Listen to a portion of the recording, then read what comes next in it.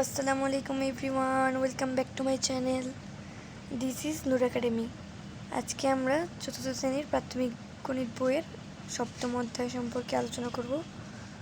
তো এখান থেকে শুরু করা যাক। গত ক্লাসে আমরা 1 থেকে 5 পর্যন্ত করেছিলাম। আজকে আমরা 6 নম্বরটা শুরু করব। যে কোনো যৌগিক সংখ্যা তৈরির জন্য খালি করে 2, 3 ও 5 সংখ্যা বসাও। এখানে যৌগিক সংখ্যা তৈরি করতে বলছে। খালি ঘরগুলোতে আমরা জাস্ট 2, 3 ও 5 সংখ্যাগুলোই ব্যবহার করতে পারবো। তো এখান থেকে শুরু করা যাক। আমরা বক্সগুলো এঁকে ফেলেছি। ফার্স্টেরটা 2, 3 ও 5 যেহেতু শুধু ব্যবহার করতে বলছে, তাহলে শুধু আমরা এই কটা সংখ্যাই ব্যবহার করতে পারবো। এখানে 2, 3 দ্বিগুণে 6, 5, 6, 30। এখানে 30 হয়, তো আমরা এখানে 30 লিখলাম। এরপরে 2 নম্বরে আমরা বক্স আঁকবো। বক্সগুলো এঁকে ফেললাম। এখানে 4টা বক্স ছিল, 4টা বক্স আঁকি আমরা।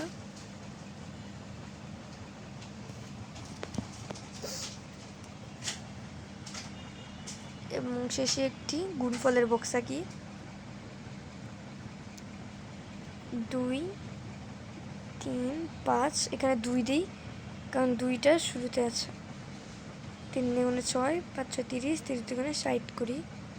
60 হয়, তখন আমরা 60 লিখি। আবারও দেখি এটা কিভাবে করে। 3 দ্বিগুণে 6, 3 দ্বিগুণে 60। এরপরে আমরা 3 নম্বরে বইয়ের মতো না করে একটু আলাদা করি। এখানে আমরা একটা বক্স বেশি দিয়ে করি তোমাদের সুবিধার জন্য। একটা বক্স কম দিলে অ্যান্সার 90 হয়। 2, 3, 4। আমরা এখানে 5টা বক্স দিয়ে করি একটু ভিন্নভাবে। সমান সমান।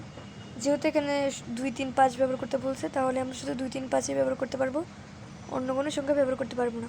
2, 3, 5 দিই,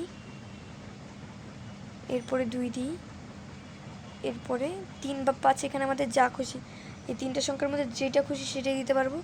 আমরা এখানে 3 দিই। 3 দ্বিগুণে 6, 5, 6, 30, 30 দ্বিগুণে 60, 60টা 180 হয়। এখানে 300টা 180। আমরা আবার 3 দ্বিগুণে 6, 5, 6, 30, 30, 3 90, 90 দ্বিগুণে 180 হয়। তাহলে আমরা এখানে 180 লিখে ফেলি।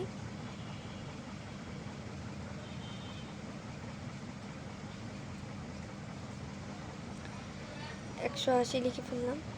আমরা এভাবে প্রত্যেকটি অঙ্ক সহজভাবে সমাধান করতে পারবো। আমরা এখানে যত বলছে মৌলিক সংখ্যা ও যৌগিক সংখ্যা, আমরা মৌলিক সংখ্যা কাকে বলি সেটা লিখি। মৌলিক সংখ্যা হচ্ছে এক ও ওই সংখ্যা ছাড়া অন্য কোনো সংখ্যা দ্বারা বিভাজ্য হয় না। মৌলিক সংখ্যা হচ্ছে এক ও ওই সংখ্যা ছাড়া, অর্থাৎ এখানে 2, 3, 5 এই তিনটাই মৌলিক সংখ্যা, কেননা এই তিনটা অন্য কোনো সংখ্যা দ্বারা বিভাজ্য যায় না।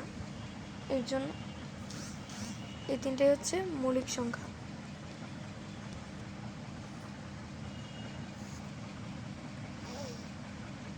অন্য কোনো সংখ্যা দ্বারা বিভাজ্য যায় না, সেটি হচ্ছে মৌলিক সংখ্যা।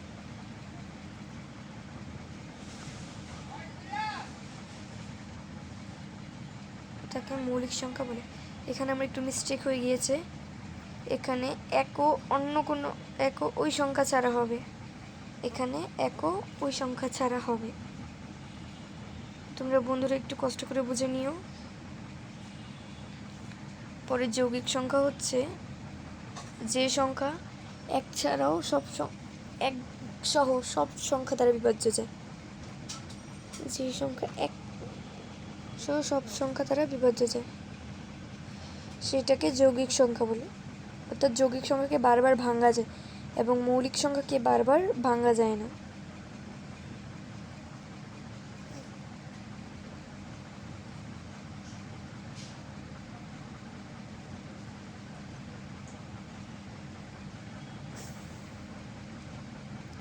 যে সংখ্যা এক ছাড়াও অন্য সব সংখ্যা দ্বারা বিভাজ্য যায় তাকে যৌগিক সংখ্যা বলে।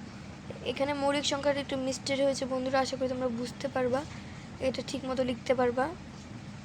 যৌগিক সংখ্যা বলে